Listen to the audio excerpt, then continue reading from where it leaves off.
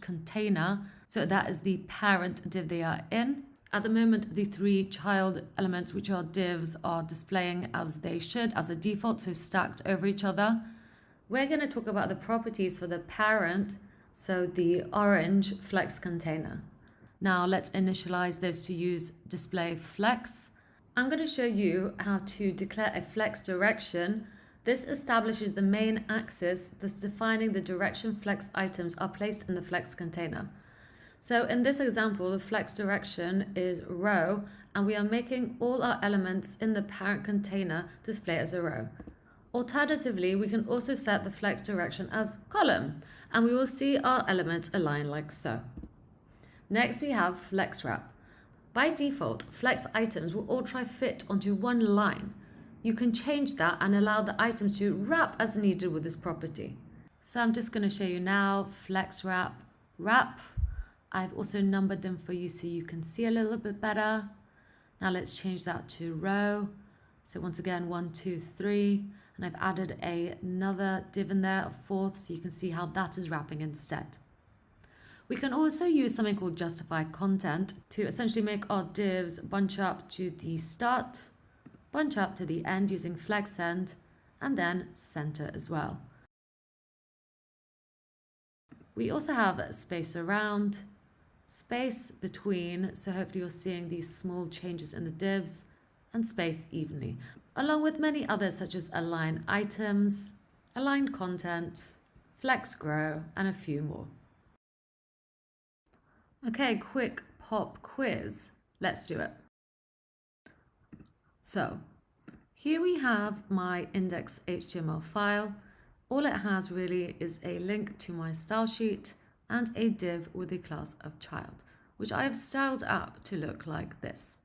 Now, how do you think, using display flex, that you would get the child to appear in the right-hand side, right here? No matter what or how big our screen is, it will always stick to the right end of our screen. Have a think about this based on what we have learnt. Please do have a go at trying this out in your own code editor, and I'll see you in a bit.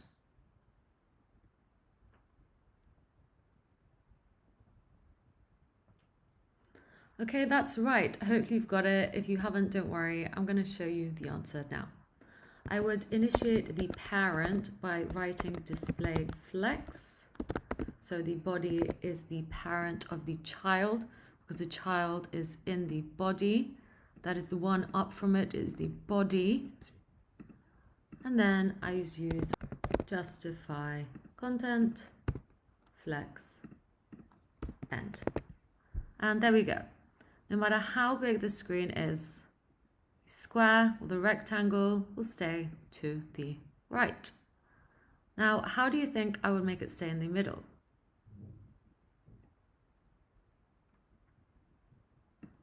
That's right.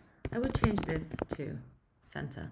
And now, no matter how big or small our screen, the square will always stay in the middle. Okay, that was our quick pop quiz. Let's carry on. Okay, let's get to using what we have learned in our project so far. For this, I'm going to use my section as the parent div. So here we have the parent div itself. I'm going to go in here, and in the section, I'm going to use display flex. So what we are doing here is defining a flex container. It's going to enable a flex context for all of its direct children. So what that means is anything that I put inside the section is going to be affected. I'm going to save that. And then in here, I'm just going to create some divs. So here's one div and it's a closing div. I'm going to give it a class of test. I'm just going to put 1, 2, 3, 4, 5. And then in here, I'm going to style it just so we can see it a little bit. This is just for test purposes, so you can see width, height, 30 pixels. And I'm going to give it a background color of red. And and a margin so we can see each one a little bit more of 5 pixels. So there we have our 5 divs inside my section. Perhaps let's actually make the About Me a bit higher.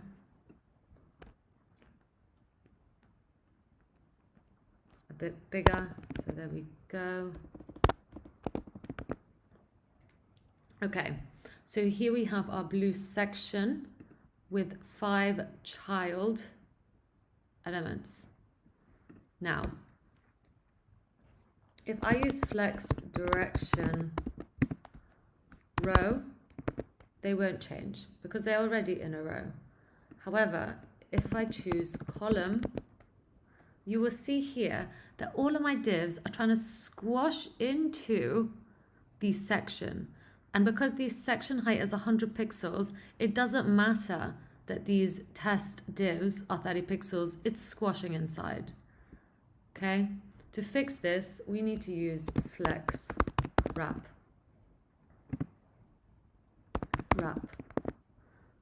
Now you will see that instead of squashing, our divs are essentially still lining up in one column. However, once it gets to the end of the section, they are wrapping over. They are wrapping over. So if you follow my mouse, it goes like this: 1, 2, 3, 4, 5. We can also justify the content of the section. So justify content center. And you will see that they are all aligning to the center. So if this was my axis, they're aligned to the center right here. If I change this to be flex direction row, they're all centering around this axis instead. Instead of center, I'm going to put space between, and you will see all the divs are spacing out with equal spacing in between each one. I can also choose space around, and now you'll see that each one has the same space around each div. So that is just some examples of what we can do with Flexbox. The most important thing is that it makes everything dynamic. So for example, I'm just going to get rid of this for now.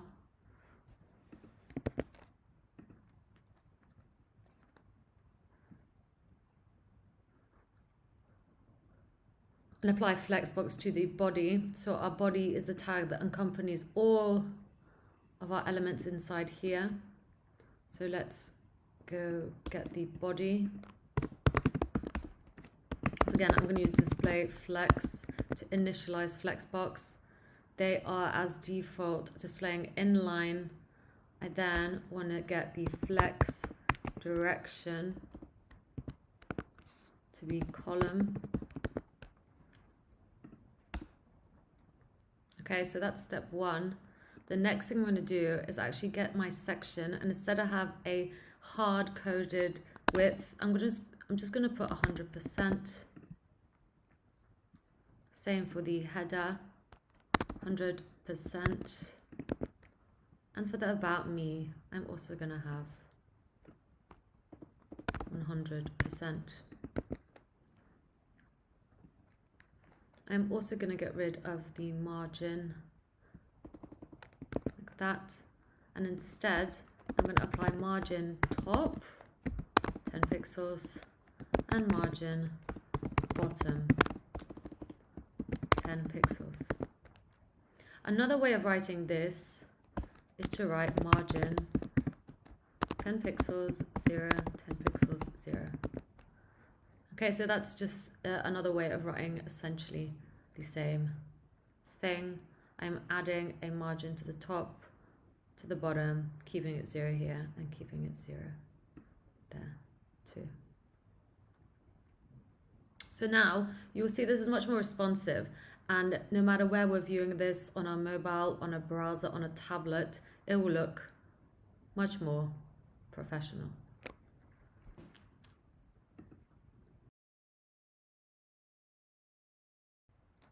Commenting out code. So you might see me commenting out code. This just means that the code is unreadable at times and really helps us when we develop code because we can write pseudocode. So anything that I don't want my IDE to pick up, I'm going to comment out. And we comment out by simply selecting the code we want to comment out and pressing Command and then the / on your keyboard. Okay? So have a go at doing that. I'm going to show you an example of what I mean by this. Here we have a style sheet. I would simply grab that and press Command / to comment it out. And then once again, Command / again to uncomment it so that we can use it. Please have a go at this yourself. You're going to be seeing me use this quite a lot in the course. So have a go, have fun, and let's continue. So I'm just going to comment this out, the about me. So this is how you would comment out in CSS. You need to put a dash and a asterisk, as well as an ending asterisk and dash, and that code will then be ignored. Okay, so once again, press Command and then the / to bring it back, and Command / to comment it out. Or you can simply type out this here and here too. Both will essentially work. Just to recap what we've covered so far with Flexbox, I'm going to apply Flexbox once again to these 5 divs. So again, this is in the section. I'm going to apply display flex to the parent div, as the section, the blue section, is the parent of these 5 divs here. If you look here, the 5 divs are inside the section, making it their parent. So I'm going to use display flex. You will now see that by default, all the divs are displaying inline. I can then use justify content to center the divs. I can use justify content to space them evenly. I can use justify content to space between. I can also align items to flex end if I want them to be at the end. I can align items to center. So if I want to display them straight bang in the middle, I would align item center, but also justify content center. There we go. And now they will always be in the center of that div, no matter what. So I'm happy with my section. I like the fact that the divs are always going to be in the center, no matter what. And if I go small, they will even squash up like so, but always remain in one line. So that is looking good. If I wanted them to wrap, well, you guessed it, I would use flex, wrap. So now you will see them wrapping over each other. So whatever you want.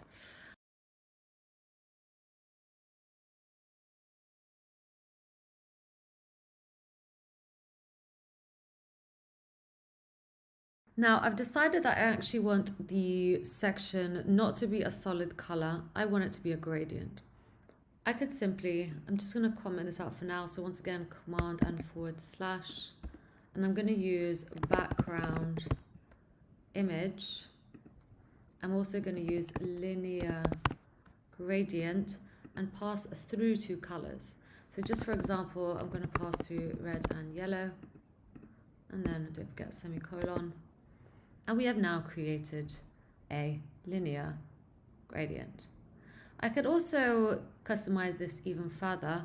For example, if I write to right and then a comma, you will see that the gradient is moving in the other direction.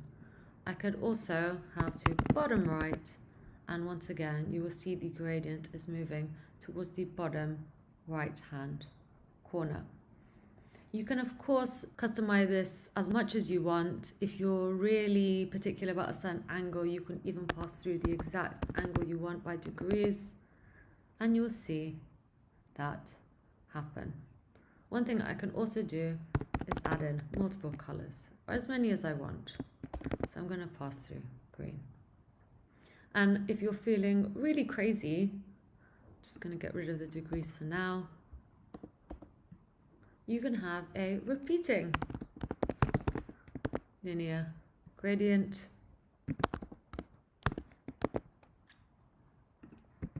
And really go wild on the customization of everything. So there really is a lot to play around with the CSS.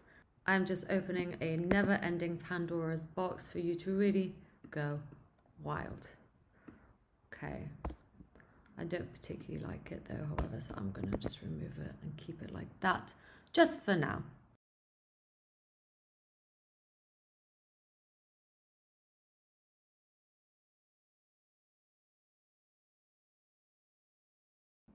Another thing that I want to show you that's quite retro is adding box shadows. So for example, this is probably a good place to put an ID. So say I just want to add a box shadow to the middle div. It already has a class, however, I'm going to add an ID too. So this is me using a class and an ID on one element. And I'm going to put main. Save that. Now in my styles, I'm going to use the ID of main and add a box shadow. I'm going to put 10 pixels, 0 pixels, 10 pixels. So now you'll see that my middle div has a box shadow that is quite solid. It is not very opaque. I can also make it a lot softer and change its color. Okay, so here we are defining the horizontal shadow. Here we are defining the vertical shadow. Here we are defining the softness. And here we are defining a color. If I want to move it a little bit closer, I simply change the pixel direction. Okay, so I wouldn't say our portfolio is looking good, but we are exploring all the options that we can use to make it great. One last thing I want to show you is buttons. So this is going to be a HTML tag right in the About Me section under the image. I'm going to use a button tag. So if I click save, you will see a button. I can also add click me. Now the benefits of using the button tag is that it will come with a pre-made button already. If we hover on it, it will slightly change. You will see that we are slightly clicking it. If we click it, you'll see a little animation happen. So that's stuff that's already built into the button tag itself. We can use it to take us to another page, an external link, submit forms, anything we really want. You might see that some developers choose to omit the styling of this button completely and just use a div instead. That is also an option. However, we're just going to style our button here. So once again, I'm just going to grab the element itself so that now when we use a button tag anywhere in our project, it will be standardized and look the same. So I could do something like give it a border of 0. That will get rid of the border of the button. I can give it padding 0.20 pixels, and that will give it a 20 pixel padding from the left and right and a 0 padding on the top and bottom. I can also change the font size to 20 pixels. A background color of RGBA in case I want to change this to be slightly transparent further down the line. At the moment 1, it means it's solid. There is no transparency. Don't forget our semicolon. RGBA. Now I want to add some gradients. So I'm going to add a linear gradient to top left. And then pass through some colors. So I'm going to pass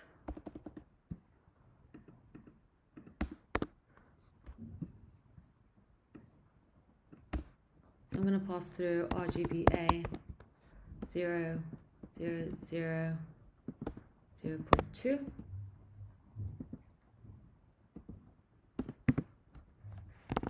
RGBA, GBA 0, 0, 0, 0.2,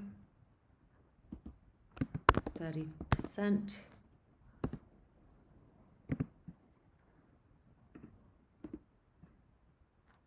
Just gonna format this a little bit better so we can read it. RGBA 0, 0, 0, 0, ending colon. So you can already see it's not a solid color, it's just very slightly linear graded, perhaps less offensive than this. It is just a bit more stylized. Then a box shadow, inset, 2 pixels, 2 pixels, 3 pixels, RGBA, 255, 255, 255, 0.6, inset, -2 pixels, -2 pixels, 3 pixels, RGBA, 0, 0, 0, 0.6. Once again, the ending colon. Box shadow. So already that's looking more like a button you might see online. It obviously is quite labor intensive. CSS is a skill that you have to practice at quite a lot. There's a lot of really amazing CSS artists out there. I really do recommend you check out CodePen to see them all. It really is amazing what people can do with this skill.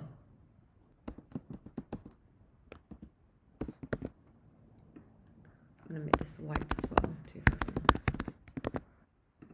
Just going to give it some text shadow before we move on.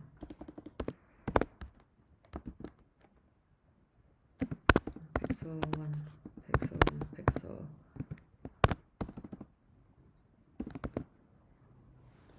Okay, so I think I'm happy with that for now. This is obviously a much more extensive way of styling using everything that I have taught you so far. It's just a lot more detailed and I really get to the nitty-gritty of linear gradients and box shadows and everything. Now the reason that I have done this is because I want to show you how to add styling if we hover on a button. At the moment nothing is happening. I want the style of the button to change if our mouse hovers over it and if we click on it. So to do this, I'm going to actually get our button again. So I am literally grabbing the element and then using this syntax like this, hover, I'm simply going to give it a background color, RGBA, save. So now if we hover on the button, it ever so slightly goes that little bit lighter. And the same for if the button is active. So once again, we grab the button, active. So I'm not making these up. This is already inbuilt. You could say if the button is active, I want to add a box shadow. We can add the on, hover and active onto any element. It doesn't just have to be a button, which is quite handy. We can do it for divs, we can do it on the header itself, we can do it for just about anything. And so I'm just going to show you how this would look. And then if we click on it, you'll see it's ever so slightly, the box shadow is turning white around it like so. So there we go. Just to prove we can do this whenever we want, I'm going to go in here, get the button tag. By Command D, I can actually select both of these words right here and replace it with a div, and instead give this a class of button. And then in my style sheet, instead of just grabbing the button element because that doesn't exist anymore, the class button does, however. So once again, I would simply place that and just fix this up a tiny little bit by giving it a width.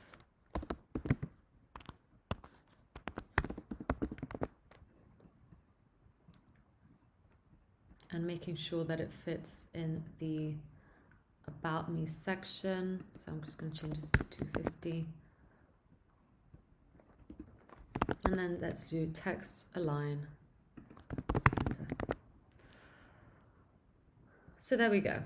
You will now also see that there's no blue surrounding square around it. This is because there's no longer a button element. It's now simply a div that we styled as a button. And I would personally prefer to do it this way. And I do recommend it to you too.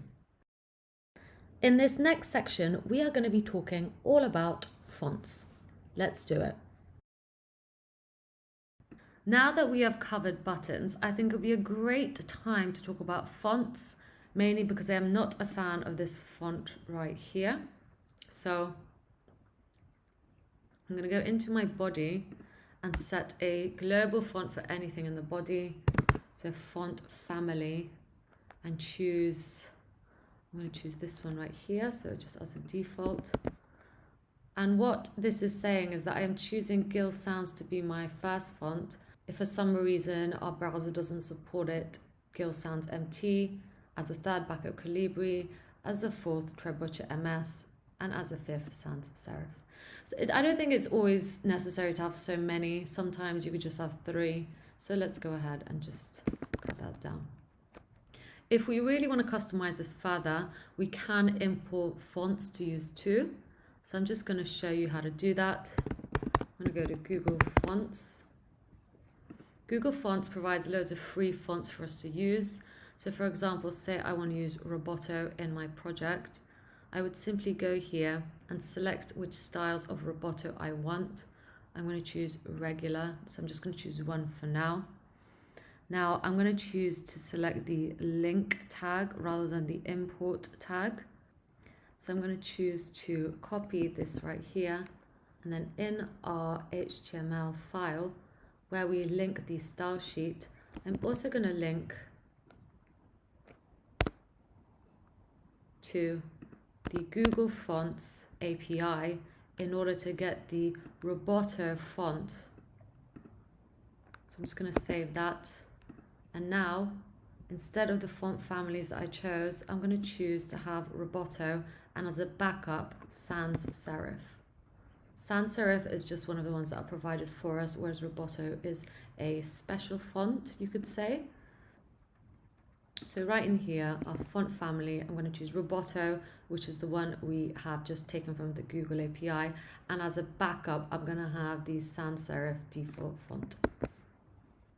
So now you'll see that all the font in our entire body, so that means that in the section, the About Me section, and in the footer, is going to have Roboto. This is because body is the parent to all of these elements inside of it. If for some reason I wanted to apply a different font to the footer, I can essentially override the font in the body. So I would get the footer and then use font family like so, and the font will be overridden.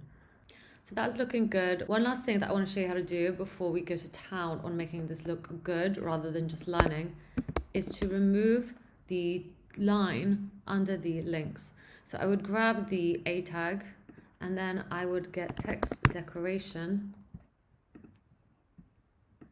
none. And there we go. We have now removed the lines on the hyperlinks while the hyperlinks still exist. Okay, so in this section, we are going to explore layouts a little bit further. Let's do it. Okay, now I want to talk to you a little bit about website or app layout. I'm going to break this down for you by div, as that's essentially the building blocks of any website or app. So let's get to it. So at the moment, we have built this site right here. If I was to break it down by div, our page layout would look similar to this. So we've got our header in purple, and then we have our hero section, which has our name, image, and button. And then below that, the About Me section, and then below that, the footer. However, as we want our website to look more like this, we essentially want our website to look like this. So this is the finished product. You will see the layout is a lot more complicated in terms of split out areas. In regards to the layout, if I was to tell you what this looks like in terms of divs, you would see something like this. We have divs next to divs, on top of divs. It is essentially our website layout. So let's go back to what we have built so far. Now in this specific code editor, when I can choose to view the browser in the editor itself, I can also view it as if we were viewing it on a browser. So I'm going to open up here. So as you can see here, it is really visible because we are now viewing this on a laptop browser and everything has been stretched. You will see, however, that we still have one div up here, an orange div, a yellow and red div, and our footer. If I was to inspect this page, so we can inspect this page by essentially clicking Control and then left clicking the page, and then getting our inspect tool. And this should show up all our elements. So I can actually pull this down so we can see this a little bit further. And what you will see here is our header, our About Me div, a section, and our footer. What is great about this is I can also select elements to inspect on the page. So for example, if I want to select the About Me section, you will see here that I've selected the About Me section, and in it I've got an H2 tag, an image, and a div that is styled as a button. This is really useful for seeing div size. You will see, even though I am essentially floating over the div with the class of button, you can also see the div actually on the browser, and it takes up all this space right here. So once again, I'm just going to float on it, and there we go. This is because we haven't assigned the div a max width or a width, so it literally stretches to our browser. Same for the H2 tag, not the same for the image, however, as we did assign it a width. I'm going to show you one more thing that is quite useful if you are not sure about how a style can affect an element. So for example, if I go on the About Me div, which has all three of these elements inside, so I'm just going to click here.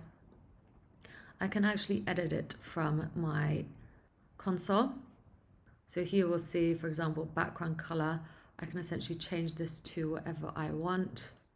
This will not change anything in the project. This is simply changing it for us in the browser, and is a quick way to essentially change things for us to see what it would look like in the finished product.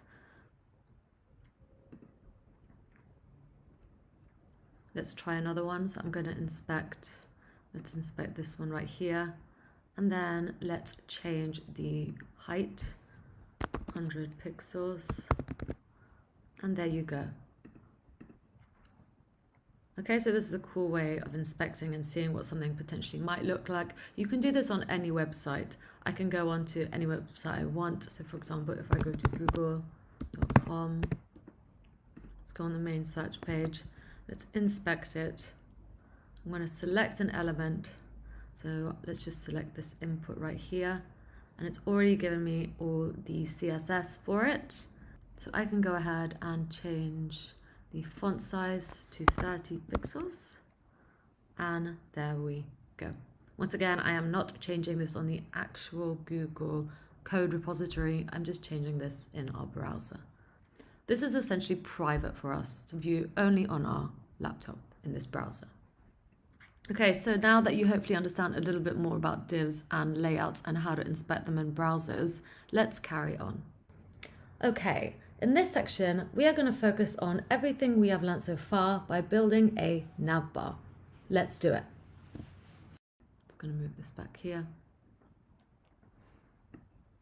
and make that a little bit smaller for us so we can see. Now let's get to using what we have learned in order to create our header, or essentially our navbar. So let's go back to our HTML, I'm just going to rename this to Anya Kubo Portfolio. Once again, that will not change anything for us. This is just sort of metadata. It is what our project will show in the browser. So as you can see in this one, you will see Anya Kubo Portfolio show up here as the title of the tab. And let's get to making the navbar. So I've called this header, but I'm actually going to change to navbar as I think it makes more sense. And it is important to make things as readable for anyone that goes onto our project as possible. So here we have a navbar. This is again an element that is provided for me. I did not make this up. It exists. Now in our navbar, well, I want to have a logo. So I'm going to put in an image. I also want to have a list. So we've done this before. I'm going to make an unordered list as opposed to an ordered list. Make sure that is a closing tag. And in here, let's have some list items. So here's our first list item. And I'm just going to have 3, 2, 3. Now my first list item, I want to be about me. My second, I want to actually connect to my GitHub page. And then my third, I want to say contact me. Now each of these, I actually want to make an A link, so an anchor link.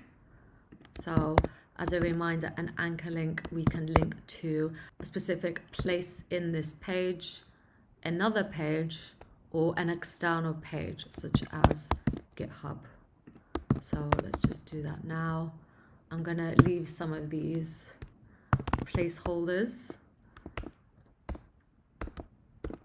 So there's 1, there's 2, and there's 3. Okay, now we're going to add a logo to our navbar similarly to how we did it here. So let's not forget that we need to add a source, which at the moment I'm going to need blank because we don't have anything imported yet. Make sure the formatting of this is correct. And then we also need an alt for the visually impaired. And I'm going to have Anya Kubo logo. So with my logo, I'm just going to actually import it by dragging it in. So let's go to downloads. Now with my logo, I'm actually just going to drop it in. So here it is. I've searched for my logo on my computer and I'm just going to drag it into the images folder we have already made. So we will see it in our images folder right here. So once again, we need to navigate to this file. So I'm going to go into my images folder, going into it and getting the JavaScript games logo, and it's a PNG file. So make sure that is correct. And there we go. We have our logo in. Now I can already see it's too big. I don't really like that. So I'm going to add a class to this element. So the opening tag of the element, and I'm just going to put logo. Now let's go into our style sheet. I'm going to get rid of header because it doesn't exist anymore. Change it to the nav element. I'm going to get rid of the background color. Next, I'm going to the class of logo and make the height. Let's make it 30 pixels. And I'm also going to give it a margin so it's not so squished. Margin 15, 30 pixels. So once again, this is a shortcut. I could have essentially written margin top 15 pixels, margin right 30 pixels, margin bottom 15 pixels, margin left 30 pixels. Okay, but this is a shortcut. I am essentially saying this is the top, this is the right, and then I'm repeating it. So that is some useful knowledge for you. I'm just going to get rid of that now and use the shortcut instead. Okay, so we have our logo. However, everything is stacking on top of each other. Okay, it's stacking block. We need to change this. And we're going to do this with the responsive layout tool we used earlier, and that is Flexbox. So on the nav bar, I'm going to initiate it, so display flex, and then use justify content. I'm going to choose to use space between for this one, as I want the space between each of them to be equal. Don't forget we've added a margin here, so I'm talking about the space between here and the whole div and this div, including the margin. So that looks evenly spaced to me. The next thing we want to do is sort this out, because I don't want these stacked over each other either. I want them next to each other. So for this, I'm going to get the unordered list tag. I'm going to add a class to it. This is because we are already using another unordered list in here, so I need to pick this out by class or ID, but I think it makes more sense to use class in case we want to use this again. And I'm going to call it nav bar. So now I'm going to get the class of navbar. Once again, I'm going to use display flex, so I'm initiating it. I'm going to use justify content flex end to make sure it's always at the end of the page. And I'm going to use something called list style type none. This is because I don't want the little dots. Nav bar. So don't forget it's a class, so we need the dot. We are telling this we need to find the div with a class of navbar. Let's initiate flexbox, justify. Let's initiate flexbox, display flex. Okay, and now let's justify content. I'm going to use flex end this time because I want everything to go to the right of the page. So there we go, that's happening. And then I also want to get rid of these dots right here. I don't really want them. So we can do that with something called list style type none. So we did see this before, but we saw the circle and disk. This time I just want none. Okay, this is looking good. However, I do want some space around each individual list element. So I would get the list element itself and go margin. I'm just going to use the shorthand again, so 15 pixels and 5 pixels. Okay, so that is now affecting this list item, this list item, this list item, but also these down here. Once again, this is a shorthand, so I'm affecting the top margin, the right margin, the bottom margin, and the left margin. I'm going to show you one more cool thing that you can do. I can actually manipulate the text itself. So if I want the text to always be uppercase, I can do that from my CSS. I don't have to go back into my HTML and write everything out again. So that is quite cool. And I'm just going to make the font size smaller too. I'll make it 12 pixels. Okay, my navbar is looking good. One more thing, and that is actually we need to decide where these are going to go. So let's go back to talking about hrefs. So I've already shown you how to link to an external page, and that is using an absolute path. So like we did here. So we are literally going to a web page that is my GitHub page. We have also discussed how to link to other pages in your project, and we've briefly talked about how to link to elements in your actual page. So I'm going to show you how to do all three of them now. So we already know that to connect to a GitHub page or an external page, you need the absolute path similar to this. Now let's create a contact me page. So in here, I'm just going to save this file. I'm going to create a directory called pages, and in it, I'm going to create a contact HTML page. Don't forget to make sure that this file is actually in the pages directory. Now I'm just going to put some boilerplate HTML in here. change the title to contact page and remind you that this is now not the relative path to our style sheet. Why is that? That is because our style sheet is not in the same folder as our contact HTML file. Okay, this would be implying that it's in the same folder. We need to go out of this folder and into the root of our project. So I'm going to show you how to do that. If I indeed want to use the same styles for my contact page, I would have to go out this project. So this is how you go out a folder. Going out of the folder with these two dots, and then I would need to get the styles CSS file. So I'm just going to put something like an H1 tag here so we can see what is happening. Contact. And go back in here. So now in here, I once again need to put the relative path. So I'm going into the pages directory and I'm getting the contact file. Click save. Now, if I click the contact me, I will be taken to the contact page. I'm just going to show you what this looks like in an actual browser. Contact me, the contact page. In our actual browser, you will see that the URL has changed. This URL will be whatever location you are in. Obviously, I am using an online IDE, so this is a specific URL link for that IDE.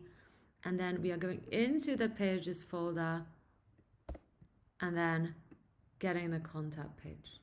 Okay, this is opposed to being on the home page. There is nothing extra after it. The index.html is our root. Okay, so back to the home page. So we have linked up an external site. We have also linked up a page in our project. The last thing I want to show you is how to link to an element in our page. So I can do this with an anchor link. All I need to do is actually use an ID, and I'm just going to write about me. Okay, so now that is essentially linked to something, but we need to tell it where to go. I'm going to choose to link it to this section right here. So I'm just going to write an H2 tag. The H2 tag is going to say about me. And then using, open up our A tag name, and I'm literally copying this ID. So close that tag, and then I'm going to close that tag here. Save. I'm also going to just make this hero section a little bit larger so we can see this more visibly. So this is the about me section. I should probably rename this. I'm just going to make it 500 pixels. So now if we click about me, you will be taken to the about me section. Once again, let's view this in an actual browser. About me. And it is coming more into view. We can change exactly how much we want this to scroll into view in our CSS, but just know that it is coming more into our view as the user. Okay, I'm just going to change this back. So we have our links. However, I don't really like these default colors. They're not really doing much for me. I don't like this purple. I'm going to show you how to change the color of the links based on certain actions that happen. So if we click it, if we hover over it, and so on. Let's go to our style sheet. Now, I already have an A tag already done here. This is when we decided to remove the line. So as a reminder, this is what an A tag will look like without any interference. However, I've decided to get rid of the text decoration. Now I also want to change the links to be black. So there we go, that's happened. But there's a lot more that we can do with these. I can get the A tag, and by writing this kind of syntax like this, I can change the color to be any color I want. So now if I hover over a link, the color changes. So this is a great thing to remember when you really start to get to the nitty-gritty of design and UX and UI. You can even go really wild and change the font size if you wish. It is totally up to you. The world is your oyster. Just going to get rid of that for now, as I'm not really a fan of that type of look. And there we go. Okay, I think we are now ready to move on to the hero section. So I'm going to call this part my hero section. If I just show you the final product of what I want this to look like, here we go. My hero section is going to have my name, a little bit about me, a button so I can get hired, and an image. So let's get to doing that now. I'm also going to make it responsive. In responsive design, page elements reshuffle as the viewpoint grows or shrinks. A 3-column desktop design may reshuffle to 2 columns for a tablet and a single column for a smartphone. Responsive design relies on proportion-based grids to arrange content and design elements. While responsive design emerged as a way to provide equal access to information regardless of device, it is also possible to hide certain items, such as background images and so on. Decisions about hiding content or functionality or altering appearance for different device types should be based on knowledge about your users and their needs. So let's get to it. Let's make our first responsive section. So back to the HTML file. So I've named this section about me. However, I want to change that. I don't want to make this about me anymore. I'm going to change this to be called a hero section. So in our style sheet, let's find the about me and change it to hero. Now for this to work, I essentially need to split this section into 2 sections. Okay, so if you remember back to here, I want 2 purple sections so that each can hold different information and can essentially stack over each other if we go into mobile view. Okay, so that's what we want. So let's build that out now. Let's make one div.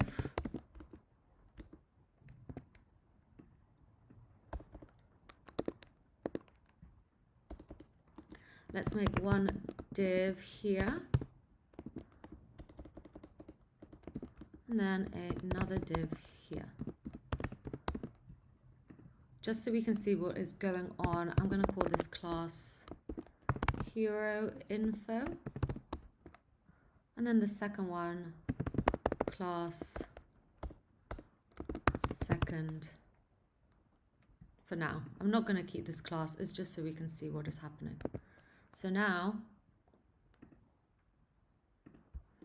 if I go hero info, make sure it's a class, and second,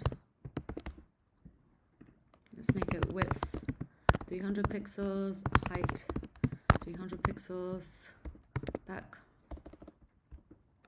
background color red, and then the same for this one. You'll see that they are stacking over each other. Let's also get rid of the height of this hero image so we can see. So they are stacking over each other. I'm just going to perhaps give it a margin so you can see that a bit better too. Margin 5 pixels, margin 5 pixels. We don't want this. We want them to essentially be next to each other, but only stack if they go into mobile view.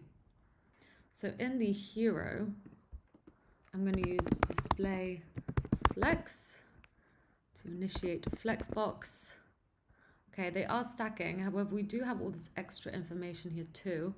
So let's go back in here and take the button and the image. So make sure to take all of them and the H2 tag.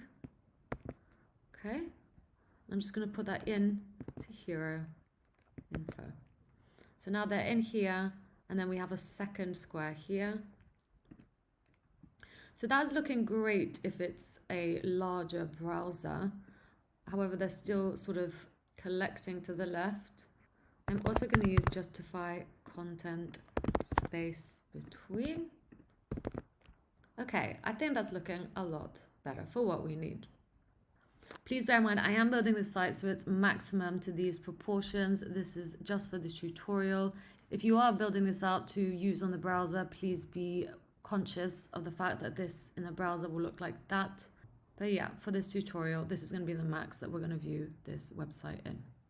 Okay, the next thing we need to fix is that I actually want these to not squash in like so. I want them to actually stack over each other. So you might remember a little something called flex, wrap, and wrap. So now, as soon as the two squares don't fit on the same line, they will wrap over each other like so. Okay, so that's one option, and that's the second. We can also even get to the nitty-gritty of what happens when we are at this stage, because obviously there's a lot of blank space here, but that is something I'm going to leave to a later on lesson. Let's get comfortable with this part first. So there we go. Our hero image is coming along nicely. We've got our hero information and then our second square here too. I'm just going to give the hero information a larger margin. I'm going to stick it to 30. And I'm actually going to get rid of this second styling for now. You can see what is happening, so I'm going to get rid of that. And I'm also going to get rid of this class. The only reason I added it so we can visually see it, but just be aware that if we put anything in here, the same styling and same logic will apply. And I'm also going to get rid of that. For the next part, let's actually add some text. So let's go back to our index.html here. I'm going to get rid of the contact page too. Make this a little bit smaller so we can see everything. So we have our name. I'm just going to style this to look better because we already have an ID for it here. So I've said blue, but I don't actually want that. Let's just make it a bit larger. So I think 45 pixels would be good enough. Great. And then make it black.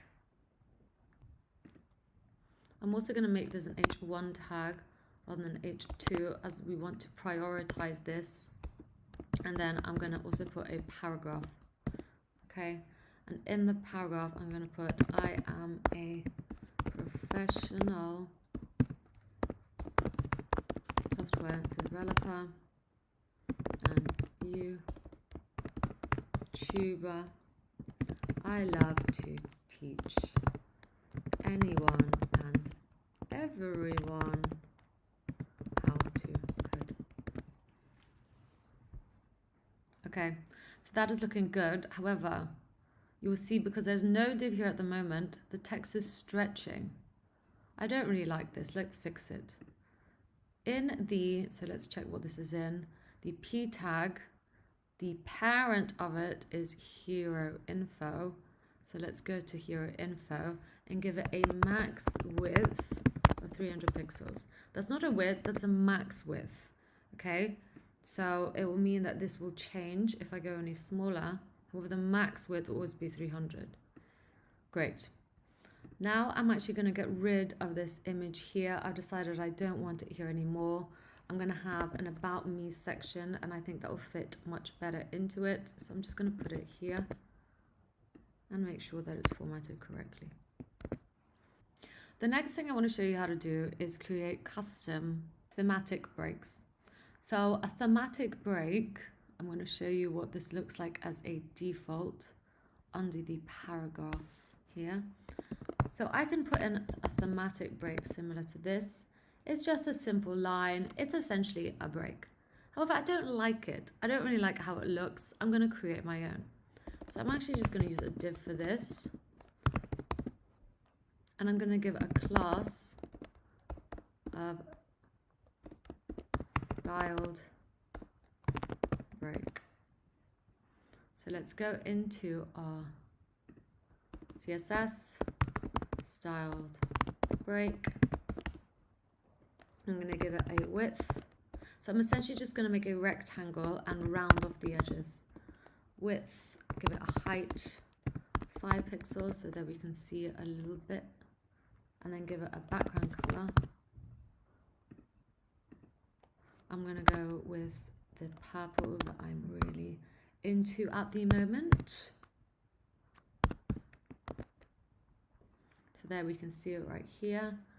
And then I'm going to give it a border radius. We're going to round it off of 2.5 pixels. So that is